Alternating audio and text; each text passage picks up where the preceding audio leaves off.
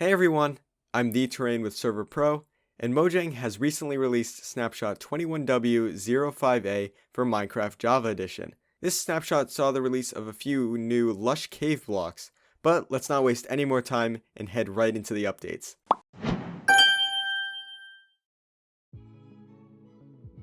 This snapshot added a bunch of new blocks into Minecraft, but we'll start with the new azalea bushes.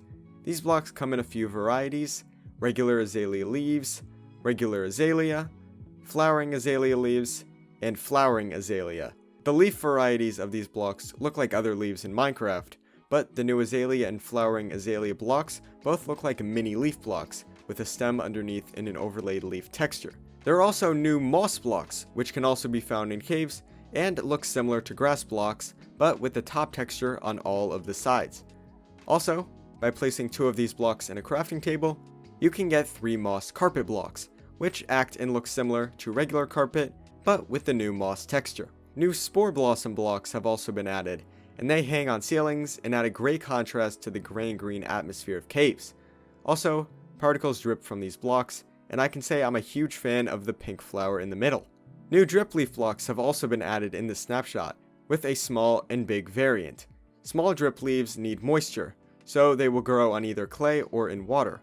And when bone mealed, these small drip leaves become big drip leaves. Also, big drip leaves have heads on them, which will actually tilt when you stand on them, making the players on them fall through, which is a really cool new feature in Minecraft. And after a little while of having a player not on top of them, they will tilt back up and look like a regular big drip leaf. New cave vines have been added in the snapshot, and these blocks grow down from the ceiling.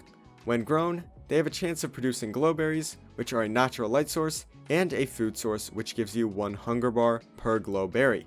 By planting these new glowberries, you can create your own cave vines, and by bone mealing the cave vines, you can create glowberries. And there are a few new decoration blocks for caves, like the new rooted dirt and hanging roots blocks. Currently, these blocks serve no actual purpose and do not naturally generate, but I still think they look cool nonetheless. Flaming arrows, which can be achieved by adding the flame enchant to a bow, will now get extinguished when they collide with powder snow.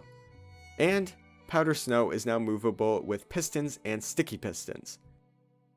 There are also new game events in the game that can be detected by skulk sensors, such as ringing a bell block, lighting a TNT block, opening and closing a shulker box, entities being killed, spawn eggs being used, equipping armor, and mob interactions such as shearing a sheep will now all power skulk sensors. Skulk sensors also had some bugs in previous snapshots for not detecting certain events, such as not detecting when blocks are placed or removed in flower pots, not detecting when beehives or bee nests are broken in creative mode, not detecting the collection of water in bottles, not detecting books being placed on lecterns, and not detecting when candles are placed on cakes or when cakes with candles are not eaten. However, all of these bugs have been fixed in this version, and all these events are now recognized by skulk sensors.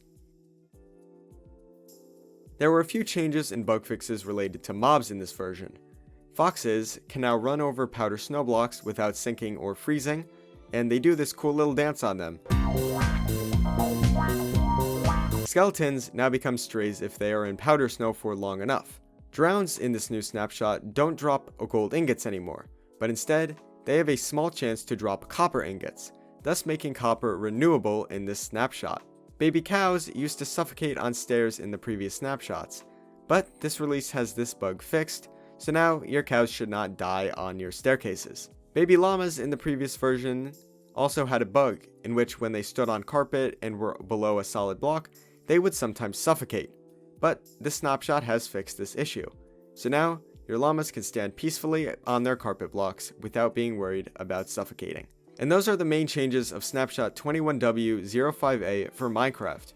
Keep in mind that we did not cover every bug fix, as there are just too many of them to go through them all, but if you'd like to see all of the bug fixes in this snapshot, then you can check out the article snapshot page using the link in the description. If you like this video, then please be sure to hit that like button and subscribe for more snapshot coverage videos, as well as plugin and mod tutorials and showcases. If you'd like to create a free server to check out these new lush caves with your friends, then be sure to check out Server.pro or click the link in the description. Thank you for watching. I'm the Terrain. Peace out.